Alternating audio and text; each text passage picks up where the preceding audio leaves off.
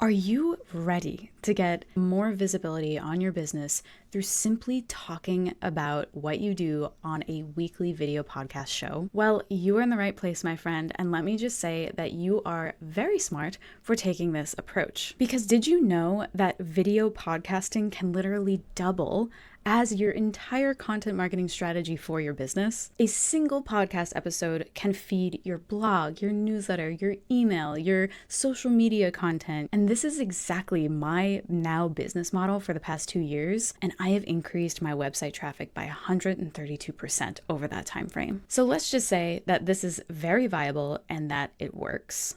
But there are invisible barriers that exist when it comes to starting your video podcast on YouTube. You might be unaware of these little barriers and you might feel like something's not working. So in this video, we are going to talk about these invisible barriers and why your video podcast might not actually be working, or maybe you are in a place where it is perfectly normal to see these failing metrics. If you're new here, welcome to my channel. This is where I help you build video podcasts that drive visibility and results for your business without taking up all of your precious time. My name is Liz Manuel. I'm a 6-year content strategist and producer. I've been producing 3 different weekly astrology podcast shows on YouTube for the past 6 months.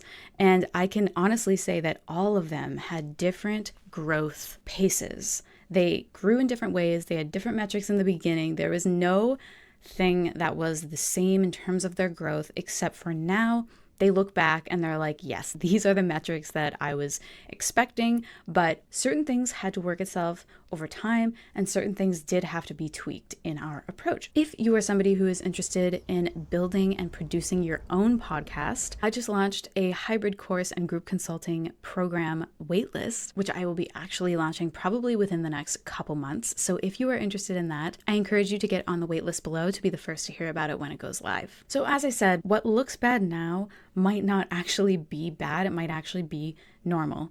But if it isn't normal, I have some tactics for you to make some little tweaks based on the major reasons why your podcast might not be working. So without further ado, let's get into them. The number one reason why you might feel like your podcast isn't working is because of low views. So I have 2 major problems that might actually exist in your approach versus this just being normal. What I will say is that if you have not been on YouTube for a long time, and what I would consider a long time is pretty much at least over 6 months, I would even argue a year would be, okay, you've been doing this for a while, right? If you're podcasting and it's still been under a year and you are still getting low views, you have nothing to worry about. And also, if you are being specific enough in what your podcast is serving in terms of the value and who you're serving in your podcast, this might actually be very normal. If you serve mothers specifically in diet stuff, that is a specific audience. Now, if you've been podcasting under a year and that is your topic, please understand that you're reaching very specific people and you don't need all of these views to really get results from a podcast that serves that specific audience, right? So low views might not actually be a bad thing in that sense. And so what I want to say to you is if your subject is very broad and you've been on YouTube for over a year podcasting and you're still getting low views, try going specific. Try going 2 layers down into a more specific sub niche of your overall niche. This is something I actually just did, so you will notice that I also get low views on YouTube, and that is completely normal to me now because I have kind of switched my niche in a sense just not even a month ago. And also, I'm now serving a more specific audience, which is solopreneur podcasters. So the other thing that might actually be wrong with low views is, are you actually helping people? This might be harder to accept, but think honestly about the motivational piece of your content. What is motivating people to stay longer? Are you expressing that motivational piece well enough? Are you really captivating people from the moment they click on your video?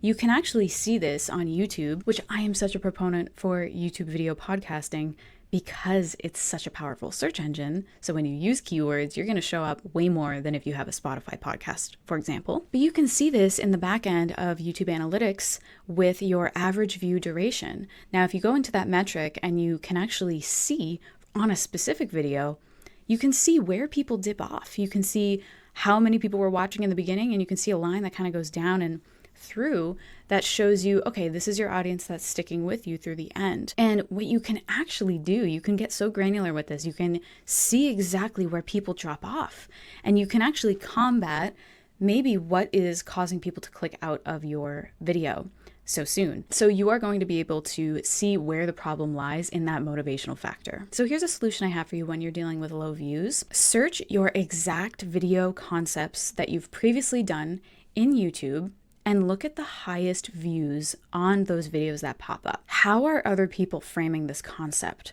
What keywords are they using? In the video, how are they going about speaking about it to where it is really serving a lot of people? Maybe they're using an approach that is much more easy to understand, and therefore it is much more easy to just stay through the whole video. And then the algorithm of YouTube says, okay, these people are watching this video in full, I'm gonna push it out to others. That is how that works. So that is my one solution for you if you're getting low views and you've been on YouTube or podcasting for over a year. Just remember, low views does not mean not successful. And sometimes if you are specific enough, you don't need a lot of views to get results from your content. All right, the next one would be low engagement, right? It kind of goes hand in hand with low views, but maybe you're noticing that your video podcast is not working because you're not getting comments. You're not getting people engaging with you. You're not getting the thing that is meant to be the reason for podcasting, aka building a community, building an audience. So this goes a little bit deeper into how you are helping people. Are people leaving your videos with solid takeaways? Are they leaving with mini transformations, which is what your podcast episodes should really be doing in a sense? It doesn't matter if it's a transformation of making somebody feel better or making somebody laugh. It doesn't matter what your niche is. It's basically like, are you giving people a reason to stick around, a reason to engage with you and actually learn from you? So that would be my first approach for you to take, is really go deep into how you're helping people. Yes, to answer the question of low views, are you helping people? That should be the first thing that you should get clear on, because if you're not, fix that problem. But then the engagement piece comes in when you're figuring out how you're helping people. Is it too confusing? Is it too in depth? Is it really not helpful the way that you're approaching it from an outside point of view? Or if you're reaching people where they're at and you're not really speaking to the stage they're at. We want to align your strategy with your podcast so that you are reaching people where they're at through your title, thumbnail, and things like that. Now, if that is something you want to actually learn how to do from a content strategist, I have a new program coming out called the Solo Podcast Producer Blueprint, and it is going to teach you exactly how to produce your own podcast and take into account this strategy into your whole production. So if you're interested in that, get on the wait list at the link in the description. So here is my solution for you if you are dealing with low engagement and you are actually helping people, right? You know that your approach is reaching people where they're at and it's effective. You know this maybe from clients. You know this from other things. Maybe you're not getting comments, but you know that your work is effective. My solution to you is to ask questions that are specific in your videos. This may take some time for people to get comfortable responding to you in your videos and responding to the questions that you prompt them in the video, but the more consistent you're with this, the more comfortable people will reciprocate in the long term. I have a client who actually started doing this from the beginning. Like, she was so good at checking off the little question, ask your question in the video, and she's been doing it since the beginning, right? So she wasn't getting a lot in the beginning, but because she's consistent, because people expect her to actually say, here's something that I want to know from you guys, people are getting more comfortable with the idea of what they would say. The more that she prompts the question, right? She makes it a point in the video, right? Probably takes about 60 seconds to even 2 minutes of her saying, hey, here's my question for you. This is what I'm wondering, right? Maybe not that long. Maybe don't start going that deep into your question that you want to ask, but maybe do like 30 seconds of like, hey guys, here's something I'm really wondering and I would love to hear in the comments. And especially if you include this in the beginning, that is also a really good approach as well. So the whole idea is to bring your audience into your content. And there are other ways to do this other than just asking questions, right? So other ways to do this is to actually highlight previous comments and comment on them in the video, right? Like, you're highlighting somebody specific, and therefore people know that, like, hey, you highlight comments, you highlight when people engage with you. So maybe I want to engage with you. I want to be highlighted. I want to be featured on the next episode.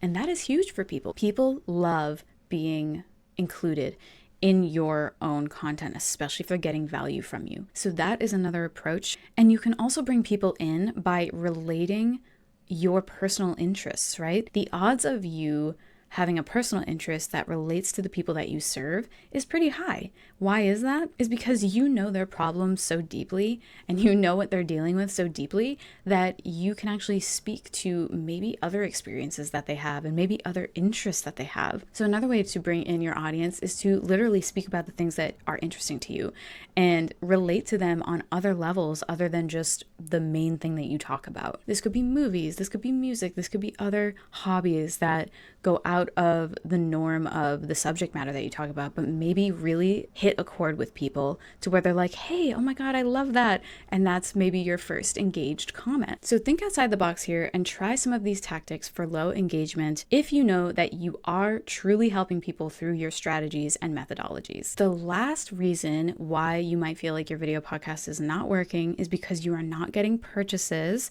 of your offers through your podcast episodes, through your content. So there are 3 things to consider here. The number one thing is more obvious, and it's, are you actually telling people about your offers? A lot of people, more people than you would think, have fear around selling. You might be one of them. And I want you to reframe it that you're not selling. You're actually providing more value to people when you talk about your offers. And this goes a little bit more deeply into kind of your belief systems about what you do. But if you truly believe that you are helping people with what you offer, then it will not come off salesy because you know that you're providing more value. And yeah, there is going to be an exchange at some point because you have to make a living, and most people understand that. So you just have to remind yourself that what you do is valuable, especially if you know it to be true and you are serving your clients in many ways behind the scenes. It will not come off salesy when you're framing it in that way. Something else to consider that might be an actual problem is, are you reaching people who don't have enough pain or urgency to actually purchase from you? So this gets deeper and a little bit more concerning because it is more about what you're creating content about. So say you're creating content about gardening. I feel like I'm always using examples of like gardening and herbalism because I am a studying herbalist myself. But it is because when you're thinking about gardening and it's the winter time and therefore there's not a huge amount of urgency, maybe in a couple months there will be urgency for you to maybe purchase something for your garden come the spring. But as a creator who talks about gardening, you have to be very specific about how you draw in the urgency and the pain when it comes to gardening. So what is the biggest pain point when it comes to gardening, right? Off the top of my head, I could probably say that the biggest pain point is when you are trying to grow herbs, but for some reason the herbs will not get out of their seeding phase and they will not sprout, right? Like something is going on with the soil, something is going on with the water intake, something's going on with the environment where you aren't seeing the sprouts. And maybe it's like late February, early March, and you are trying to grow from seed, herbs that are harder to grow from seed, like rosemary or something like that, and you're not seeing them sprout. So it's like, you have to understand that there's timing involved. You have to understand these pain points very deeply so that your content, if you have an offer that maybe has a solution for this problem of like no sprouts coming before the spring, if you have a solution for that, you have to really frame it correctly for the timing and for the pain point. And you have to speak to what they're going to deal with if they don't have your solution, right? Every niche really can speak to an urgent or pain point, right? And you just have to be strategic about it. And you might have to frame it in specific ways, right? So the gardener can't really speak to this urgency in the summertime, right? Because summertime is more for harvesting. So you have to speak to the pain points of harvesting. But there are pain points that exist within each phase of that niche, right? So you just have to be strategic about framing it and speaking directly to them in that mode. So another problem that could be accurate to you or it could not be relevant to you, which I'll explain, is that you simply don't have enough views per average conversion rate, right? So conversion rate really comes down to the amount of people who see your content versus the amount of people who convert.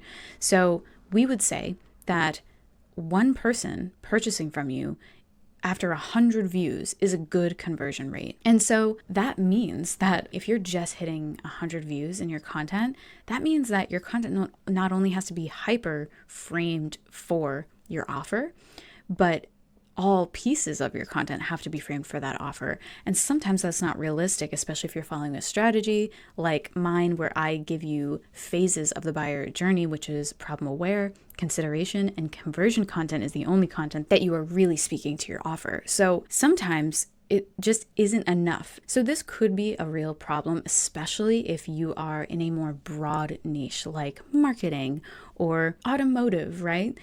But what happens is that when we get more specific, the conversion rates of the average industry rates, where it's like 1 person out of 100 purchasing from you is good, right? Like that is actually considered good industry average. When you get specific, that kind of goes out the window, because if you are speaking to the right person, you're making your content viewable by only the right people because of the way that it's framed, right? And this can get very strategic.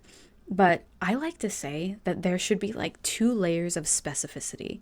So it's like if you are in content marketing like me, what I've recently done is I went from content marketing strategist, which is so broad, to podcast producer, video podcast producer, right? For solopreneurs. This is specific enough to where there is still an industry of that, right? Like if I got even more specific and said I'm an astrology podcast producer, which I actually am, that might not be enough people to then attract people to what I have to offer. Even though that is the main people that I serve, I would like to say it's more like wellness industry solopreneurs or spirituality industry solopreneurs. So when you get specific about what your offer does and who exactly it serves, this is when that conversion can become irrelevant and you can actually make more conversions through lower views. So let me know in the comments, did this help? Do you understand maybe where you're at with your podcast journey and maybe you're not actually seeing that it's not working now? Maybe you just have to give it a little bit more time, or maybe you have to get more specific, or maybe you have to change your approach. Let me know in the comments what you found out from watching this video. If this helped you, I would love to know. And if you have any suggested topics that you would like to hear me talk about, I would love to know that as well. In last week's video, I shared about my 4-step method to creating your podcast, which is plan, create, edit, and publish. There are 4 stages that I see so clearly in this process, and I believe they all deserve the same amount of attention, despite probably popular belief of what you've heard of planning takes the most time, editing takes this amount of time. I believe they all deserve the same amount of attention. And if you want to learn more about that process, I lay it out so clearly in last week's video called The Solopreneur's Guide to Video Podcasting, my 4-step method. So if you are interested in learning about that, I encourage you to go check that out. Thank you so much again for watching this video, and I will see you in the next one. Bye.